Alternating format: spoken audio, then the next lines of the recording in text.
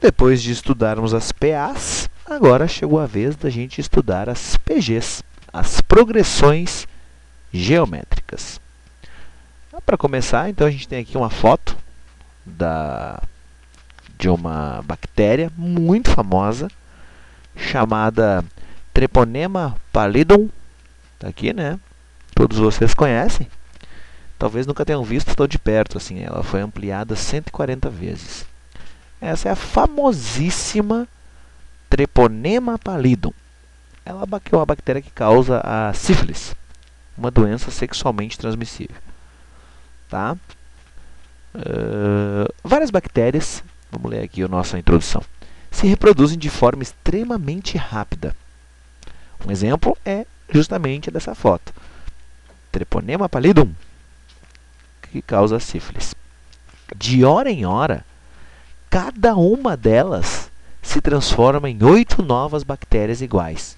Pensa, uma delas, daqui a uma hora, vai ter 8. Depois disso, cada uma daquelas 8 vai se transformar em 8 de novo. Entenderam? Então, uma está aqui, né? Tempo 0, quando começou aqui a nossa observação. A gente começou observando uma bactériazinha. Essa uma vai se transformar em 8. 1, 2, 3, 4, 5, 6, 7, 8. Essa uma ali que a gente começou observando, tá vendo? Se transformou em 8. Já começou aqui, uma hora depois, já tinha 8. Agora, cada uma dessas vai se transformar, vai se reproduzir, vai se transformar em 8 novas. Imagina, isso aqui vai ter mais 8 aqui, né? Cada bracinho desses vai ter mais 8. Vai ser uma porrada de gente, cara. 2 horas depois, então, vai ter 64 bactérias. 3 horas depois, 512 bactérias. 4 horas depois, 4.096 bactérias. 5 horas depois, 32.768 bactérias. 6 horas depois, cara, 262.144 bactérias. É muita bactéria, né? Só que tu imagina, aqui, ó, a foto está ampliada 140 vezes. Diminui isso 140 vezes, e aí tu não vai nem enxergar nenhuma das 262.144 bactérias, né? Então, é uma quantidade bem grande, só que é pequenininha, a gente nem enxerga direito, nem percebe. Observe que essa sequência aqui, ó, que está formada aqui, formada pelos números 8, 64, 512, 4.096, 32.768, 262.144. Cada termo, a partir do 64, é dado pelo termo anterior, multiplicado pelo mesmo número. Nesse caso é o 8. Olha só, 8 vezes 8, 64. Vezes 8, 512. Vezes 8, 4.096 e assim por diante. Toda sequência que se comporta dessa forma é chamada de progressão geométrica, ou simplesmente PG. Esse é um bom modelo matemático para representar o crescimento dessas bactérias. Tá? Um bom modelo matemático. As PGs modelam muito bem o crescimento dessas bactérias, assim como modelam muito bem um monte de coisa. Muitas coisas. Que me lembra agora, assim, que da nossa vida mais cotidiana, são os juros, né? Juros compostos, que a gente ouve falar, os juros compostos são regidos pelas PGs. É uma progressão geométrica. Tá? Então, a gente pode entender isso. Inflação também, né? Crescimento populacional de alguns seres vivos, como vocês viram aí as bactérias. Tem um exemplo legal, o decaimento radioativo de alguns elementos químicos. Por exemplo, a meia-vida, vocês já devem ter ouvido falar em meia-vida. Meia-vida do carbono 14.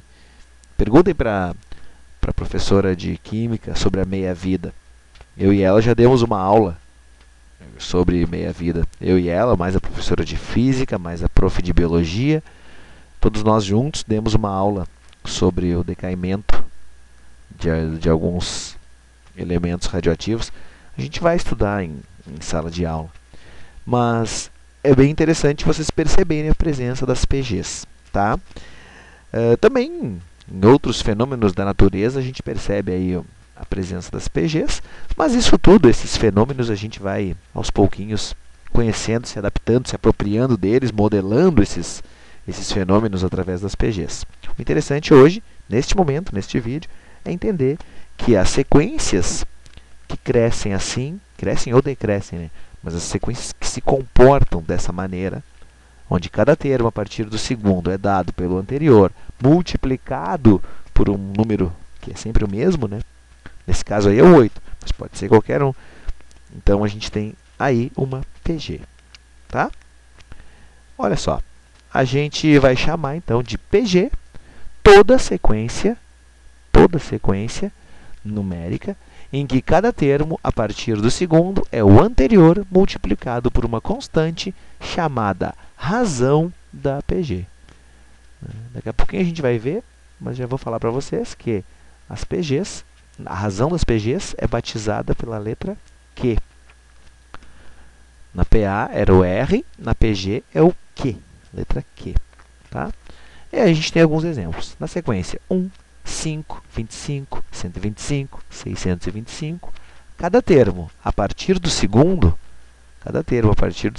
é o anterior multiplicado pela constante, pelo 5, né, pela razão. Portanto, trata-se de uma PG de razão 5. Aqui nessa sequência, 54, 18, 6, 2, 2 terços, etc. Cada termo, a partir do segundo, é o anterior multiplicado por 1 terço. Portanto, trata-se de uma PG de razão 1 terço. Aqui mais um exemplo. Na sequência, 6, menos 12, 24, menos 48, 96, etc. Cada termo, a partir do segundo, é o anterior multiplicado por menos 2.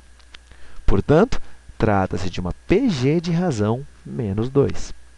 Na sequência, 2, 2a ao quadrado, 2a na quarta, 2a na sexta, 2a na oitava, etc. Cada termo, a partir do segundo, é o anterior multiplicado pela constante a ao quadrado. Portanto, trata-se de uma PG de razão a ao quadrado.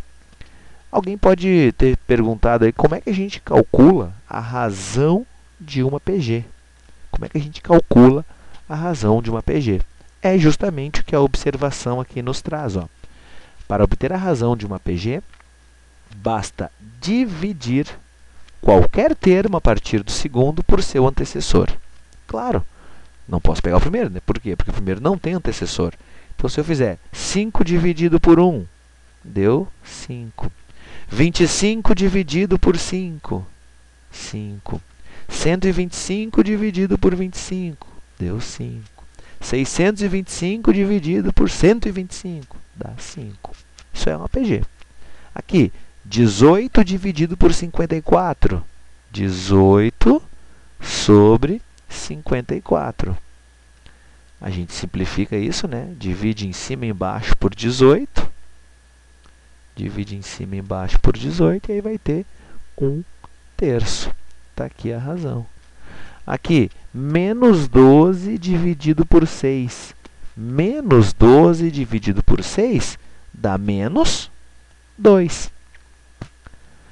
2a ao quadrado dividido por 2, 2a ao quadrado dividido por 2, simplifica o 2, sobra somente o a ao quadrado.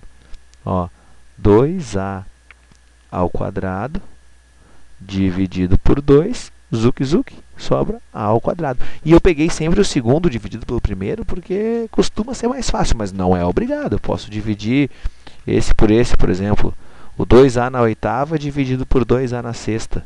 Vai dar o quê? Vai dar o mesmo a ao quadrado. Tá? Então, pensa. Se for PG, acontece isso, os termos entre si. Se tu dividir um pelo anterior, vai dar uma constante.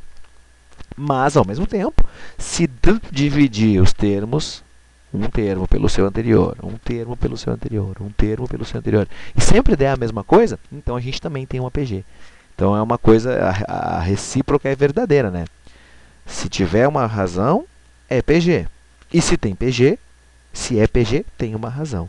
Então se o cara te diz assim, olha, esses termos estão em PG. Se ele te afirma isso, tu pode ter certeza que a divisão de um termo pelo seu anterior vai ser constante, né? E se ele te diz, olha, a divisão desses termos aí é constante, tu sabe que tu tem uma PG. Beleza? Então, é isso aí.